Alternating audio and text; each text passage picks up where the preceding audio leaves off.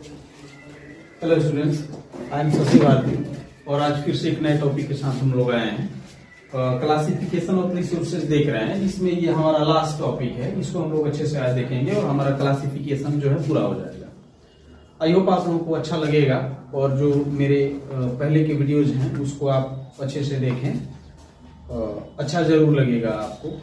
और उसको share subscribe जरूर करेंगे, थोड़ा सा कमेंट भी करेंगे, थोड़ा नहीं मतलब कमेंट करेंगे कि थोड़ा अच्छा लगेगा और उससे थोड़ा सा हमको ये एक तरीके का पावर मिलेगा कि हम और आगे अच्छा करें आप लोगों के लिए।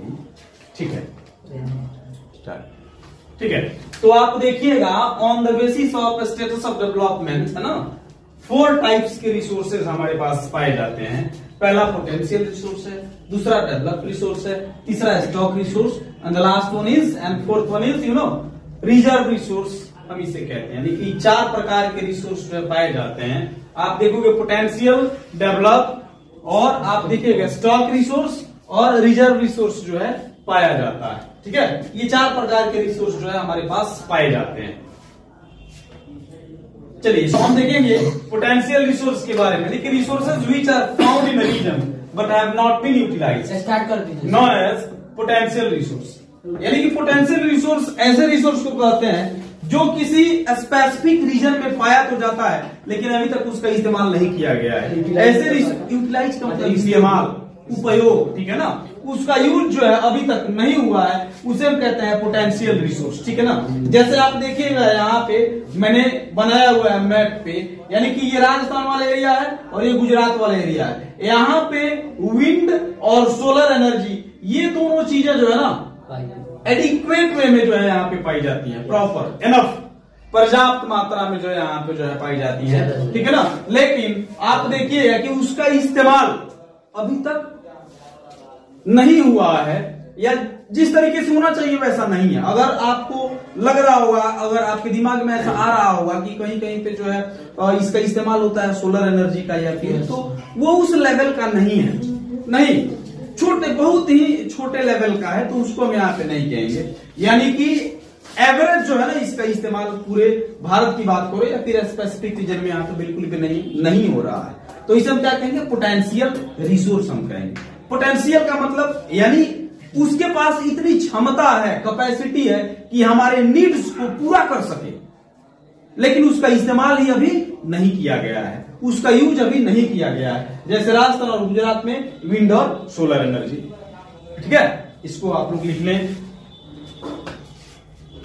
चलिए अब हम लोग देखेंगे डेवलप्ड रिसोर्स।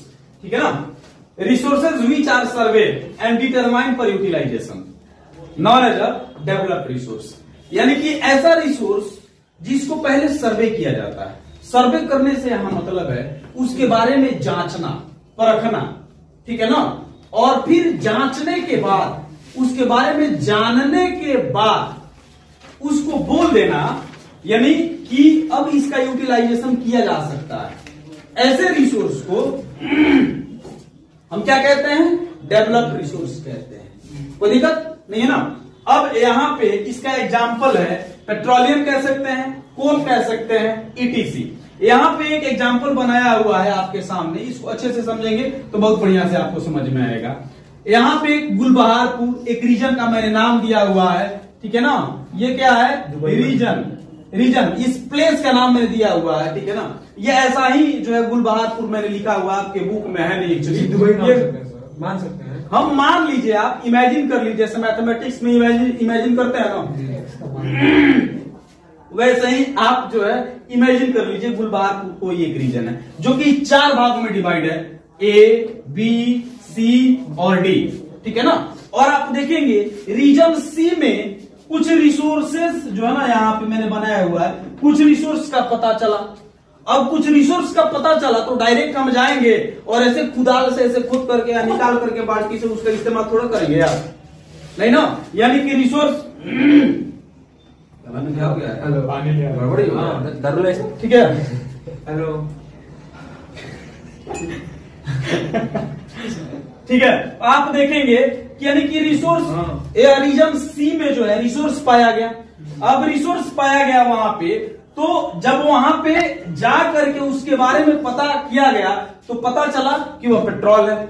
ठीक है ना। क्या पता चला कि वो पेट्रोल है। अब जब पेट्रोल का पता लग गया तो आप देखेंगे उसकी क्वालिटी कैसी है और वो क्वांटिटी, यानी कि उसका क्वांटिटी कितना है, इसके बारे में हम पता लगाएंगे। यानी कि वहां पे कौन रिसोर्स है ये पता करेंगे, उसके बाद क्वालिटी क्या है और उसकी क्वांटिटी क्या है ये पता करेंगे। जब ये सारी चीजें पता चल जाएंगी, ठीक है ना, तब उसके बाद और आगे का प्रोसेस होता है कुछ, जैसे मान लो पेट्रोल हुआ तो ऐसे ही उसका इस्तेमाल तो नहीं करेंगे।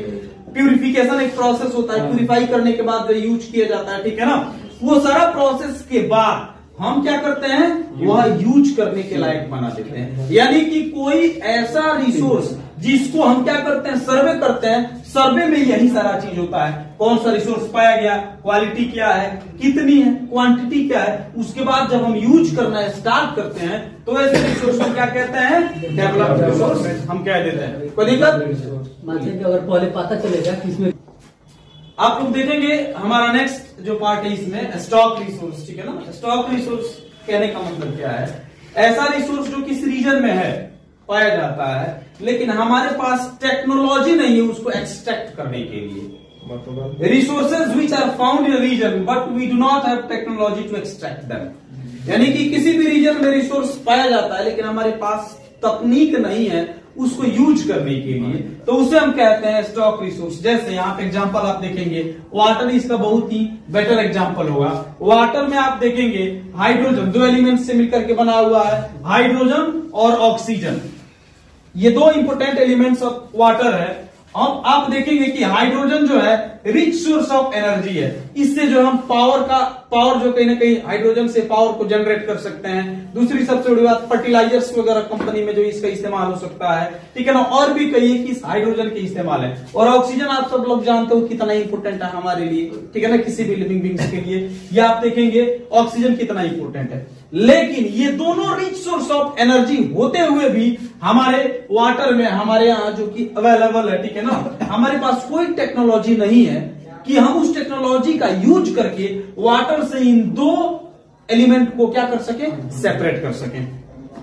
हमारे यहाँ वाटर जो है लेकिन हमारे पास टेक्नोलॉजी नहीं है कि उस वाटर से हम हाइड्रोजन और ऑक्सीजन को एक्सट्रैक्ट कर सके, निकाल सके और उसका यूज कर सके। तो ऐसे रिसोर्स को क्या कहते हैं, स्टॉक रिसोर्स कहते हैं। कोई दिक्कत नहीं है, ये वही बात में लिखा हुआ है। But lack of technology, hydrogen and oxygen can not be separated right now. हमारे पास अभी कोई ऐसा टेक्नोलॉजी नहीं है जिसकी वजह से हम वाटर से हाइड्रोजन और ऑक्सीजन क्या कर सके, सेपरेट कर सके। हाँ ठीक है, ठीक है, ये होता है, ये होता है। स्टार्ट कर दिए,